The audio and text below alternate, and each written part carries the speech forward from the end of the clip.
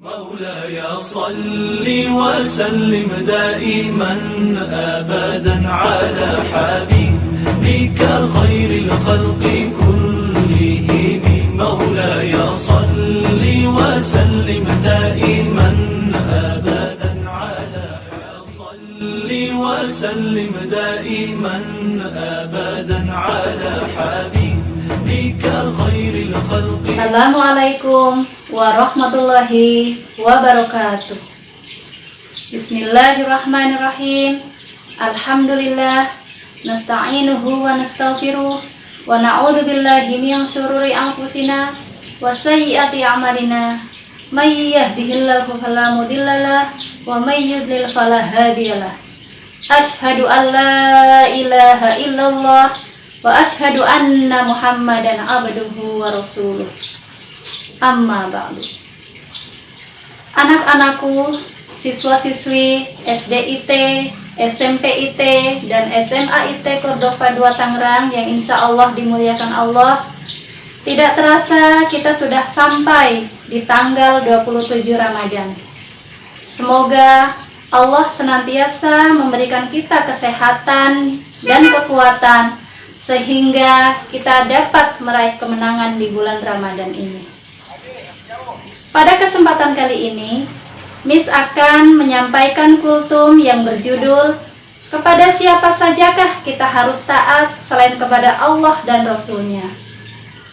Anak-anakku, taat kepada Allah selaku pencipta semua makhluk dan taat kepada Rasulullah selaku pembawa risalah yang benar dari Sang Maha Benar adalah kewajiban bagi kita semua. Lantas, apakah hanya kepada Allah dan Rasul-Nya saja kita harus taat? Siapa sajakah yang harus kita taati selain Allah dan Rasul-Nya? Berikut adalah yang wajib kita taati juga. Yang pertama, yaitu kedua orang tua.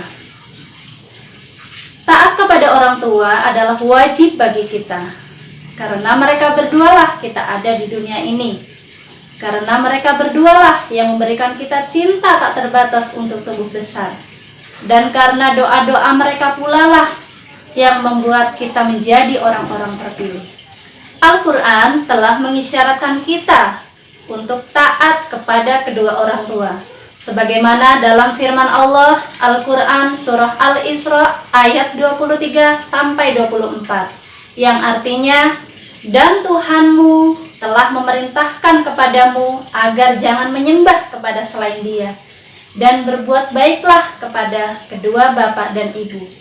Jika salah satu dari keduanya atau kedua-duanya sampai berusia lanjut dalam pemeliharaanmu, maka janganlah engkau sekali-sekali mengatakan kepadanya perkataan "ah", dan janganlah engkau membentak keduanya, dan ucapkanlah perkataan yang baik kepada keduanya. Yang kedua yang harus kita taati adalah pemimpin atau ulil amri. Taat kepada pemimpin atau ulil amri adalah wajib bagi kita. Sebagaimana firman Allah dalam Al-Quran surah An-Nisa ayat 59 yang artinya, hai orang-orang yang beriman, taatlah kepada Allah dan taatlah kepada Rasul-Nya dan ulil amri di antara kamu. Anak-anakku, taat kepada pemimpin atau ulil amri wajib hukumnya bagi kita, dan wajib kita taati dalam segala kondisi, baik kondisi yang menyenangkan, yang sulit, maupun yang menjemukan. Seperti sekarang ini, di masa pandemi COVID-19, pemerintah telah memerintahkan kita untuk tetap berada di rumah saja guna memutus rantai penyebaran COVID-19. Memang ini sangat menjemukan bagi kita, bukan? Karena semua aktivitas kita dibatasi, termasuk dalam urusan ibadah. Namun, karena ini adalah himbauan atau anjuran dari pemerintah, dari pemimpin kita, maka wajib hukumnya kita taati. Yang ketiga atau yang terakhir yang harus kita taati adalah guru-guru kita. Selain kedua orang tua, pemimpin atau ulil amri, kita juga harus wajib taat kepada guru-guru kita. Karena mereka sudah memberikan ilmunya kepada kita. Mereka bagaikan orang tua bagi kita walaupun mereka tidak membesarkan kita. Mereka telah mengajari banyak hal kepada kita. Mereka, guru-guru kita, telah memberikan kasih sayangnya lewat ilmu yang mereka berikan kepada kita. Ali bin Abi Thalib pernah berkata yang artinya, "Aku adalah hamba dari orang yang telah mengajarkanku ilmu walaupun satu huruf." Jadi, kepada mereka lah kita harus taat. Anak-anakku, Allah menjanjikan balasan atau hadiah atas orang-orang yang taat, sehingga mereka tidak merasa Allah telah menyia-nyiakan apa yang telah mereka lakukan. Nah, apa saja balasan atau hadiah bagi orang-orang yang taat ini? Yang pertama yaitu orang yang taat akan dimasukkan ke dalam surga.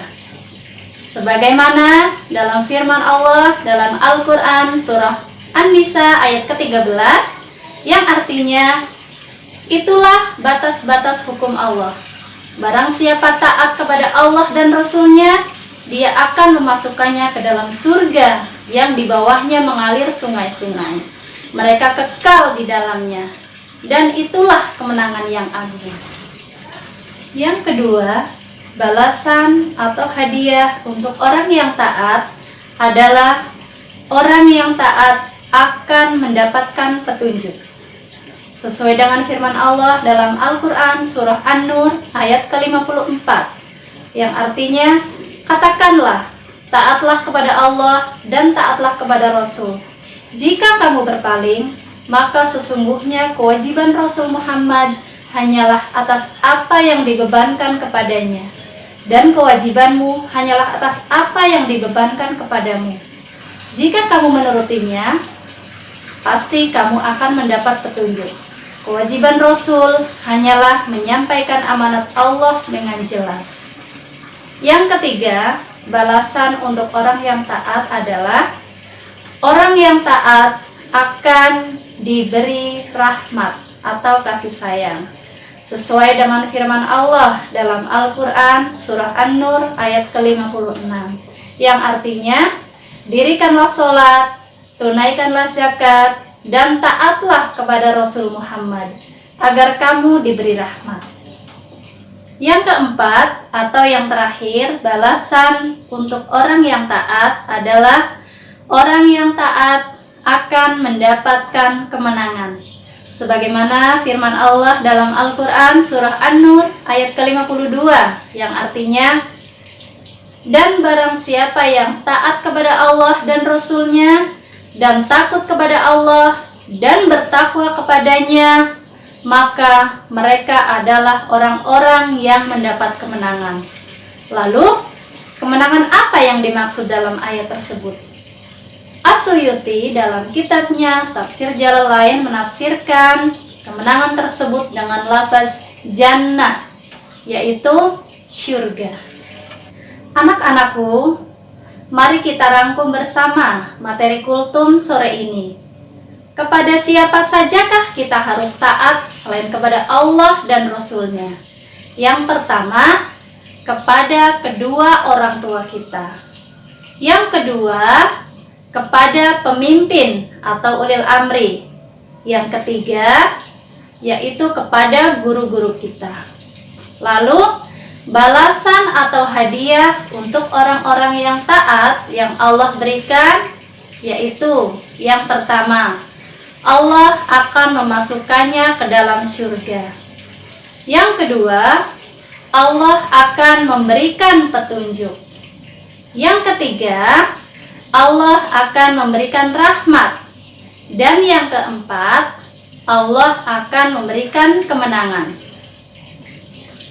Anak-anakku yang insya Allah dimuliakan Allah Subhanahu wa Ta'ala, sekian materi kultum dari Miss Nur. Semoga Allah memberikan kefahaman bagi kalian sehingga kalian dapat mengamalkannya dalam kehidupan kalian. Kurang lebihnya Miss Nur mohon maaf. Kebenaran datangnya dari Allah Subhanahu wa Ta'ala, kesalahan dari Miss Nur pribadi. Billahi taufiq wal hidayah. Assalamualaikum warahmatullahi wabarakatuh. وسلم دائما أبدا على حبيبك خير الخلق